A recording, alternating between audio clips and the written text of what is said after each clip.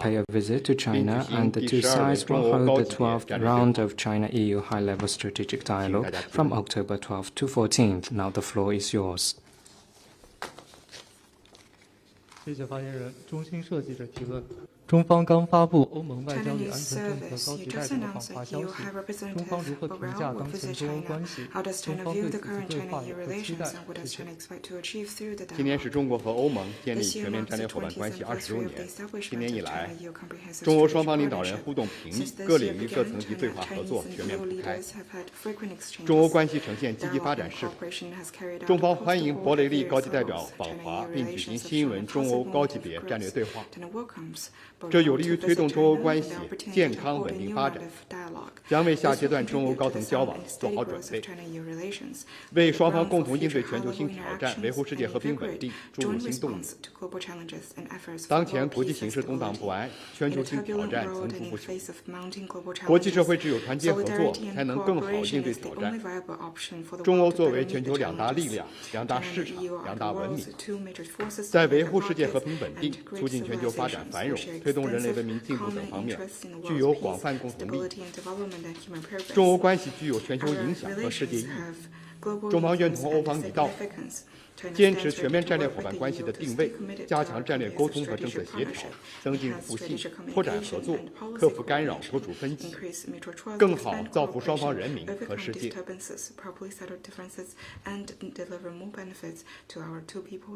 下一个问题。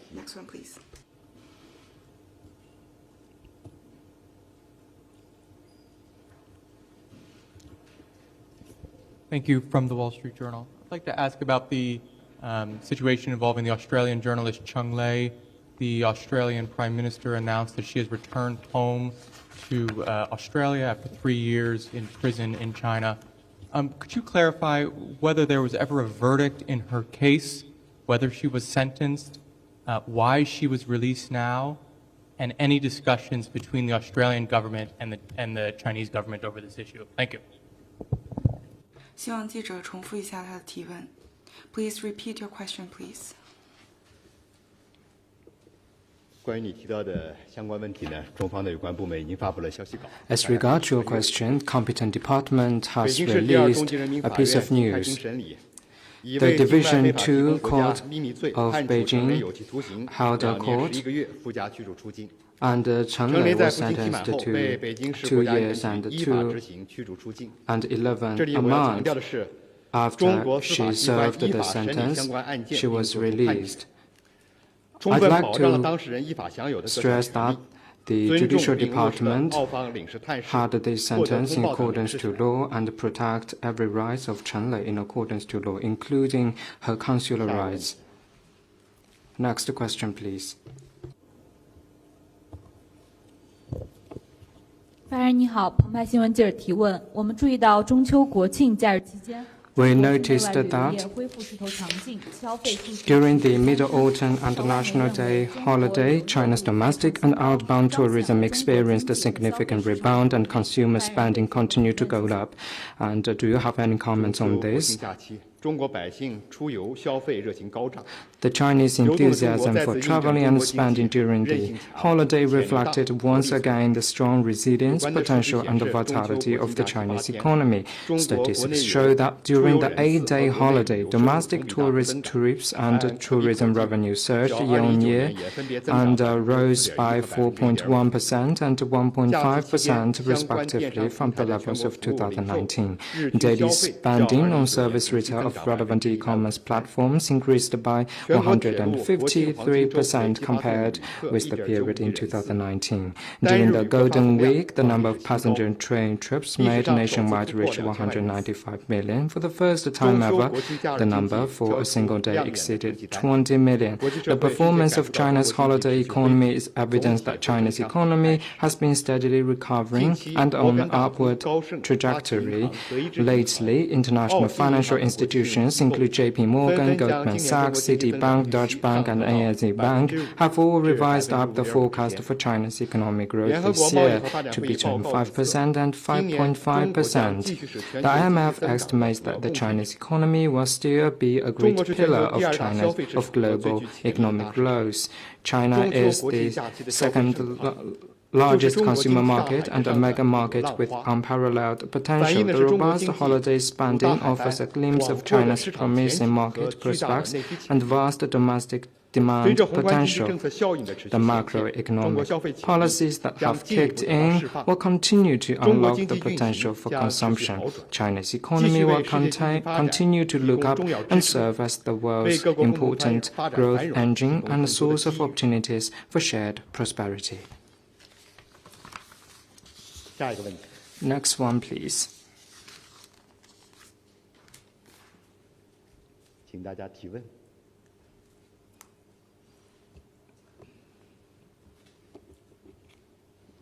谢谢发言人，中评社记者提问。我们注意到第3届“一带一路”国际合作。We noted that the official website of the Third Belt and Road Forum for International Cooperation was launched today. Can you share more information? As you rightly said, the official website of the Third Belt and Road Forum for International Cooperation has been officially launched today. The website will release timely information about the forum in both Chinese and English. Its interactive section, Belt and Road Connecting the World, provides users with an immersive experience by exploring the network of friends to the Belt and Road Initiative on the three-dimensional globe with Q&As to help people learn more about the achievements. The website of the BRI Media Center has also been launched to provide information and services. You are welcome to visit the website and help spread information about the third BRF. Next one, please. 谢谢发言人。日本广播协会的记者提问。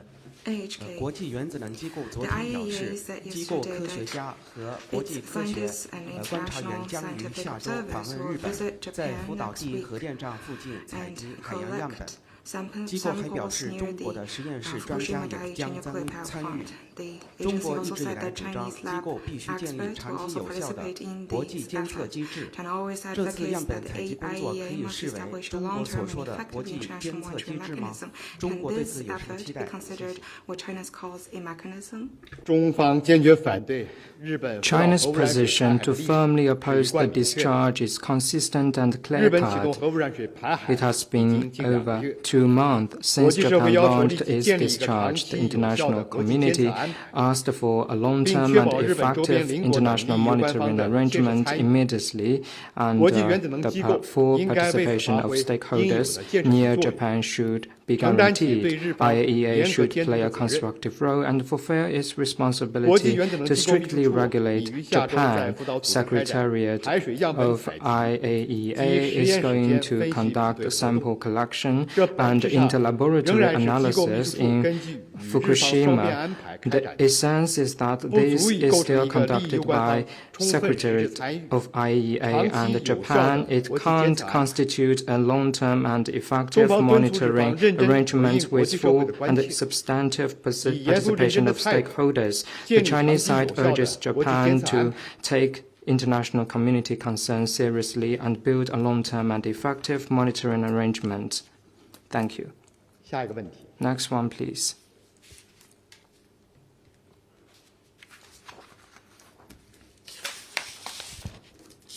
Good afternoon. Question from AFP. A follow-up question on the BRI summit.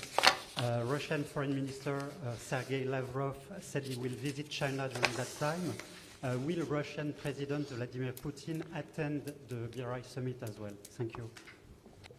法新社提问：俄罗斯外长拉夫罗夫称将于下周 BRI 会期期间访华，普京总统是否也将出席 BRF 会议？ 关于你关心的问题呢，我们会适时发布消息。 As regard to what you have concerned, we will release information on time. Thank you. Next one, please.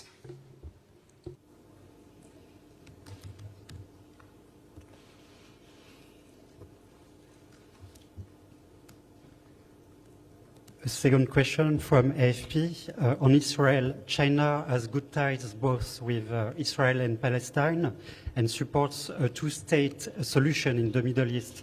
How do China see and qualify Hamas? Thank you. 法新社第二个提问：中国与以色列和巴勒斯坦的关系都非常紧密，并且支持在中东地区实施两国方案。您认为什么样的哈马斯才是够资格的？我们已经多次介绍了中方在巴以冲突问题 The Chinese side has stated our position repeatedly on this issue. I'd like to repeat again that the fundamental way out is to resume peace talks and implement the two-state solution for a full and proper political resolution of this question and guarantee all parties' concerns. Thank you. Next one, please.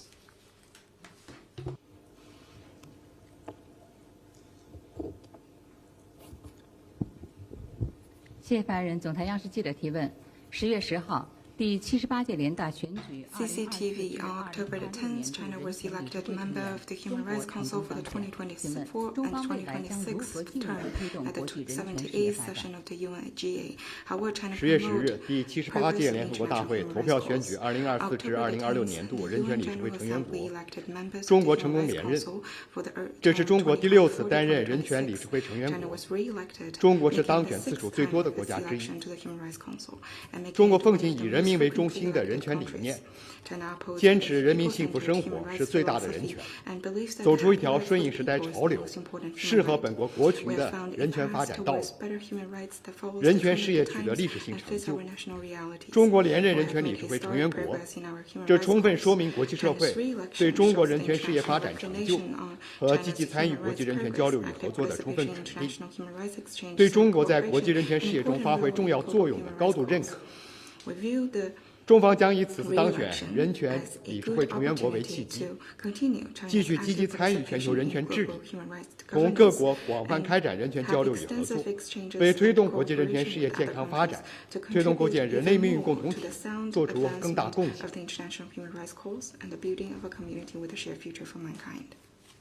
下一个问题。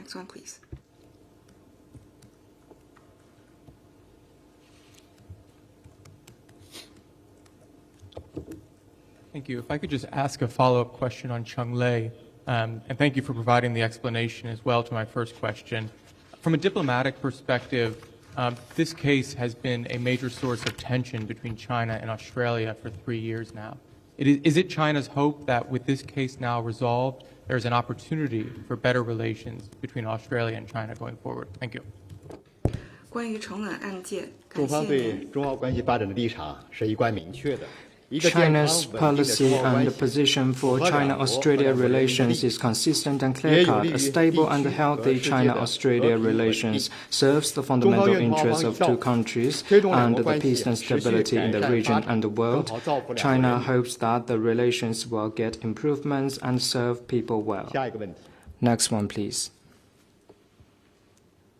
还有其他的问题吗？ Are there any questions? 没有的话，今天的记者会到此结束。 Now let's call it a day. Thank you.